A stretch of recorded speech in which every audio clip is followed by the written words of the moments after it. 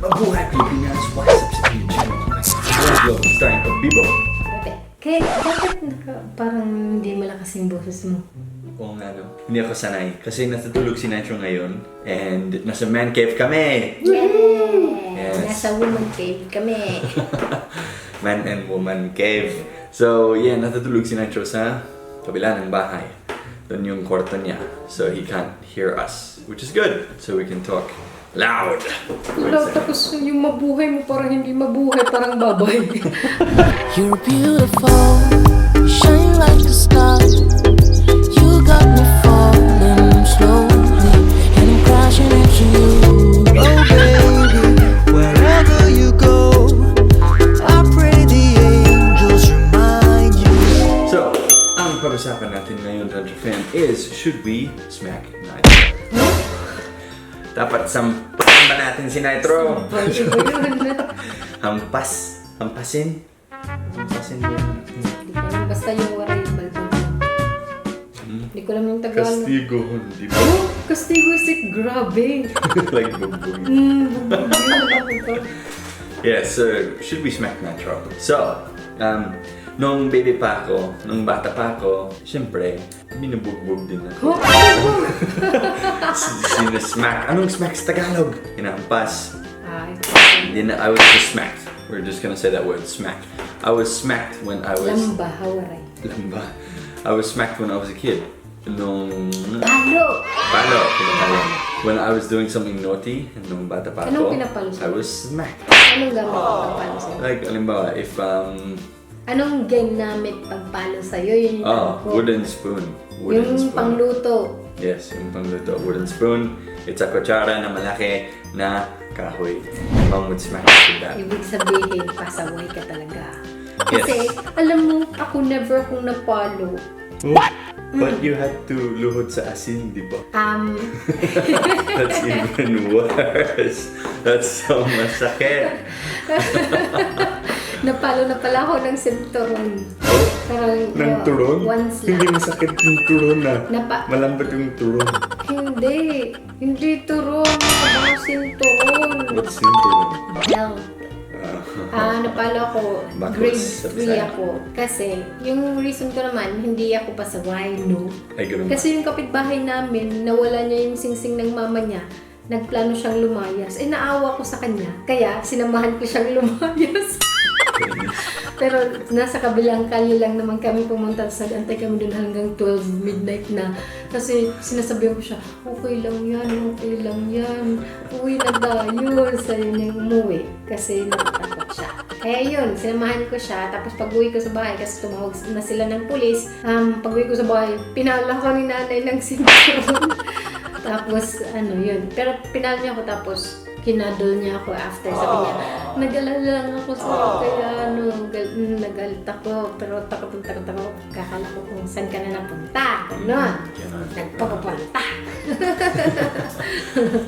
Yeah, so diba, when we would do something naughty like that, like maybe we made maybe I made my sister, pinaiyak ko yung sister ko because I hit her, or maybe I'm fighting with my brother, ganon. Pinapalo kami. And sa tingin ko, it was good for us kasi it made us behave. It made us behave well. So, pero depende din sa style of parenting, no? Kasi may mga bata na pinapalo, pasaway pa din. May mga bata na hindi pinapalo, ibang disiplina, like time out or something like that. And they're good kids. Pero may mga bata na hindi pinapalo na super pasaway din. So I think it all comes down to making your child understand Bakit sila this is bad, pinapagalitan? this is good, and bakit bad ito, bakit good ito. Diba? They have to understand what's going on. Because if you just smack them all the time and hindi nila naintindihan, bakit masama ba yun? Like I think it has a negative effect. And mahirap din kung biglang papagalitan mo siya tapos parang dahil frustrated ka lang, nagagalit ka lang, walang reason, nagagalit ka lang, tapos pagalitan mo siya. Di ba? Hindi niya maintindihan, ba't ako pinagalitan? Yun pala, you're having a bad day. Cause you had a bad day. Papaloin kita kung pasaway ka. So, ano ba ang sagot dyan, Shanta? Papalawin ba natin si Nitro or hindi? Pag kailangan, papalawin ko siya. Pero hindi ko siya papalawin ng malakas. Or you will make him lubod sa asin? Hindi. Nakainis yung ganun, no? Walang ganyan dito sa Australia, lubod sa asin. I've never heard of that until I went to the Alam mo, Philippines. And I was like, hindi. masakit ba yun? Lubod sa Hindi, asin. alam mo, naisip ko, parang yung pinagalitan kami kasi kami yun ng kapatid ko. Malit pa kami, hindi pa kami nag-aaral. Ngayon naisip ko na, parang naalala ko, feeling ko linagay lang nila yung asin dyan, tapos pinload kami sa harapan ng asin. So hindi talaga sa asin, kasi I can remember na hindi ako nahirapan lumuhod. So ibig sabihin wala yung asin sa tuhod ko. Ngayon ko lang naisip yun. So yung asin, tinakot lang kami. Nakalusot. Pero totoo, ngayon na naisip ko, parang hindi yun sa asin talaga ako lumuhod. Hindi ko alam kung ba't, parang nag-away yata kami ng kapatid ko, parang pinaluhod kami. Pero parang feeling ko hindi din yung totoong galit. Pag pinagalitan kami, parang ginawin lang yung asin dyan, tapos lumuhod kami dyan.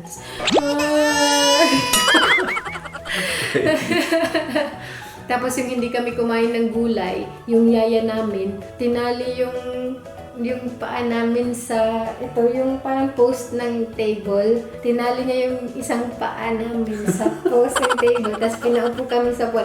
Ubusin niyo yung gulay, ha? Tinali, parang manok. Tapos naisip ko na, pwede pala akong umalis nun. Pero kasi nakatali, sa parang feeling ko hindi ako pwedeng. Pero hindi siya as in tight na pagkakatali. Oh my gosh, your yaya did that.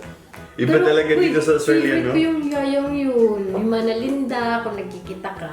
Iba talaga dito, like, bawal talaga gumawa ng ganan. Ganon. Ang mga yaya dito. Like, bawal. They will be like, kakasuhan and everything. Sobrang daming laws dito, no? So, Pero parang naisip ko, maganda naman yung ginawa sa amin. Kasi naging mabuti naman kaming tao paglaki, di ba? yeah, tama.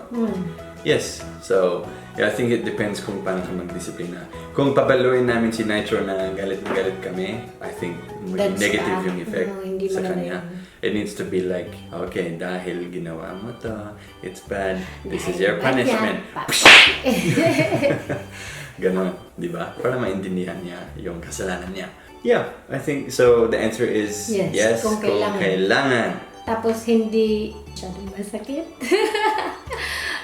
Parang, Kailangan medyo masakit. Huh? Alam mo, si Papa, he used to call it a cherry leg. Cherry leg, alam mo yung cherry prutas? Yeah, he like used the to red smack leg. us so our leg would go red. It was kala called ko a like cherry leg. On your leg, and then it goes red. And then we'd always cry. And then one time, meron siyang tinatawag na the punching machine. So, kumakain kami.